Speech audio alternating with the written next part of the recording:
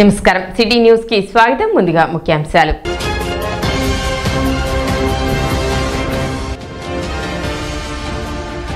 మోసపూరితమైన భయంకరమైన కుట్రతో ఎస్సీలను అనగదొక్కడానికి కూటమి ప్రభుత్వం చూస్తుంది. మాజీ ఎంపీ హర్ష కుమార్.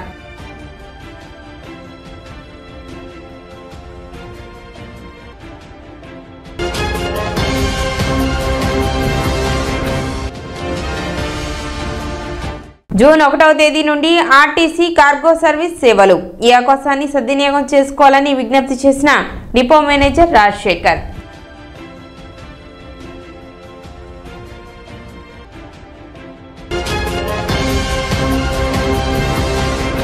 మోసపూరితమైన భయంకరమైన కుట్రతో ఎస్సీలను అనగదొక్కడానికి కూటమి ప్రభుత్వం వ్యవహరిస్తుందని మాజీ ఎంపీ హర్ష కుమార్ అన్నారు. తెనాలిలో పోలీసులు 3 యువకులను కొట్టిన వీడియో సోషల్ మీడియాలో వైరల్ అయిన సందర్భంగా తెనాలి ఐతానగర్లో వారి ఇళ్లకు వెళ్లి కుటుంబ సభ్యులను మాజీ ఎంపీ హర్ష కుమార్ పరామర్శించారు.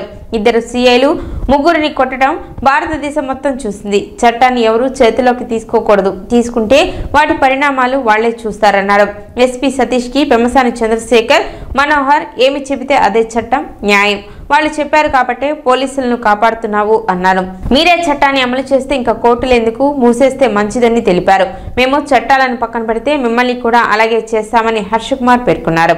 రౌడీ మామూలు ఇవ్వలేదు కాబట్టే సీఐలు కొట్టారని, వాళ్ళని సీఐలు కొట్టడాన్ని చూస్తే బాధ కలుగుతుందన్నారు. ఎస్సీలపై దాడులకు బదులు తీర్చుకుంటారని, మళ్లీ ఎస్సీలను ఇబ్బంది పెడితే తెనాలిలో ఆమరణ దీక్షకి కూర్చుంటారని హర్ష కుమార్ తెలిపారు. వారం రోజులు సమయం ఇస్తున్న 2 సీఐలను తక్షణమే సస్పెండ్ చేసి కేసు నమోదు చేసి జైలుకు పంపాలని, లేని పక్షంలో చెలో తెనాలికి పిలుపునిస్తామన్నారు. న్యాయం జరగాలండి. ఇప్పుడు కాళ్ళు మామూలుగా ఏదైనా సరే కావాలనే చేశారు.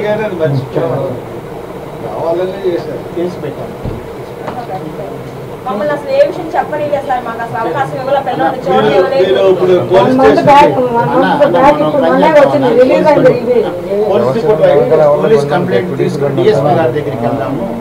ఇన్సిడెంట్ సభ్య సమాజం అంతా తలంచుకునే ఇన్సిడెంట్.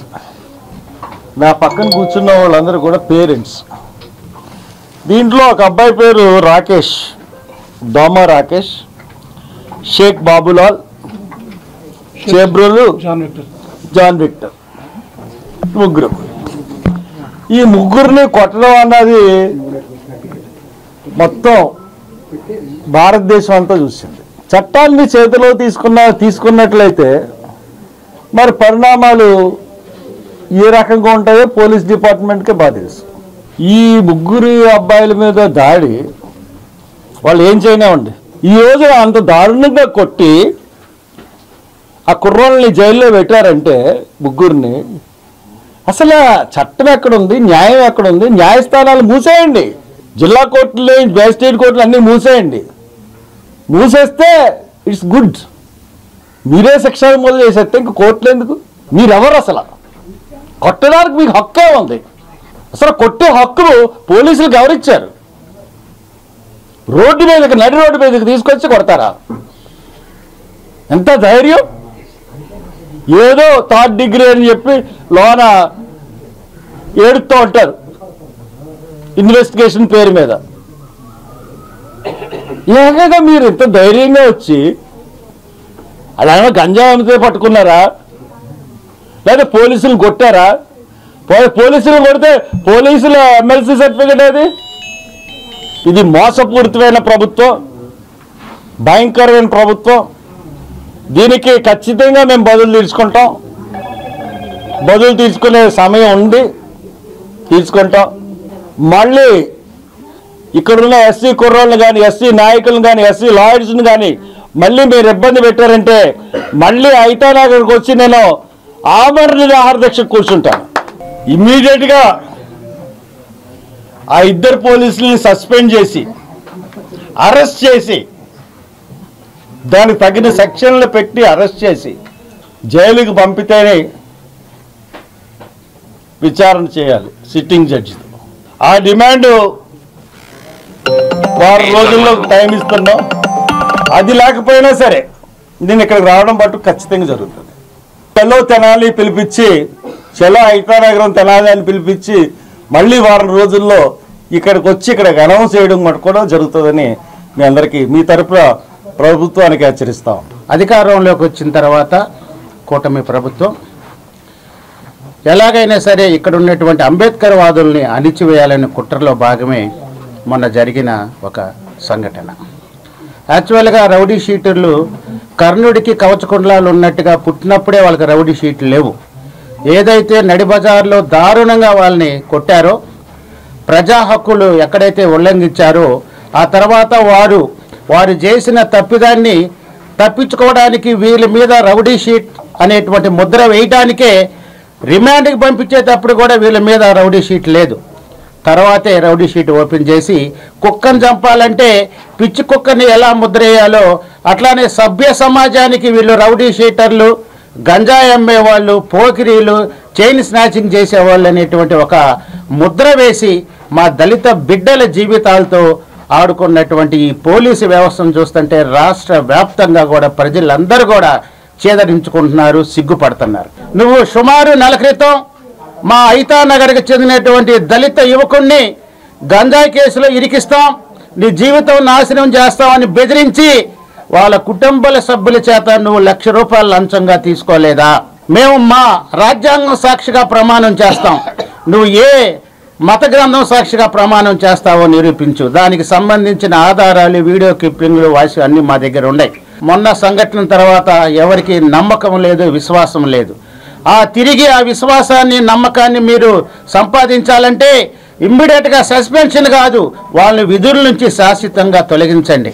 వీళ్ళల్లో ఎవరైతే నాన్ ఎస్సీస్ ఉండారో వాళ్ళ మీద అట్రాసిటీ యాక్ట్ కట్టి వెంటనే రిమాండ్కి పంపించండి. ఈ విషయమై మా లాయర్లతో త్వరలోనే హైకోర్టులో పిల్లేయడానికి మేమందరం సిద్ధంగా ఉన్నామని చెప్పి ఈ సందర్భంగా తెలియజేస్తాం.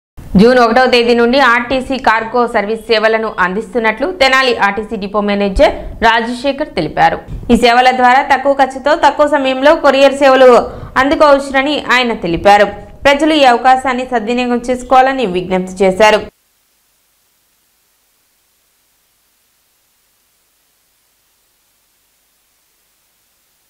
తెనాలి పట్టణ ప్రజలకి మరియు పరిసర ప్రాంత ప్రజలకి ఏపీఎస్ఆర్టీ తెనాలి తరఫున గుడ్ మార్నింగ్ అండి. ఈ ఏపీఎస్ఆర్టీసీ తెనాలి డిపో మరియు కార్పొరేషను ఎప్పుడు ప్రజలకి ఏదో ఒక రకంగా చేరుకోవాలనే దృఢ సంకల్పంతో కొత్తగా ఎండాకాలంలో స్పెషల్ సర్వీసులు కానీ, అదేవిధంగా అరుణాచలం కానీ, అదేవిధంగా పంచారామాలు కానీ, శ్రీశైలం కానీ, ఏ సీజన్ వస్తే ఆ సీజన్ ప్రజలకి చేరుకోవాలనే ఉద్దేశంతో ఈరోజు కూడా ఒక కొత్త ప్రోగ్రామ్ని ఆర్టీసీ ప్రజల వద్దకి తీసుకురావడం జరిగింది.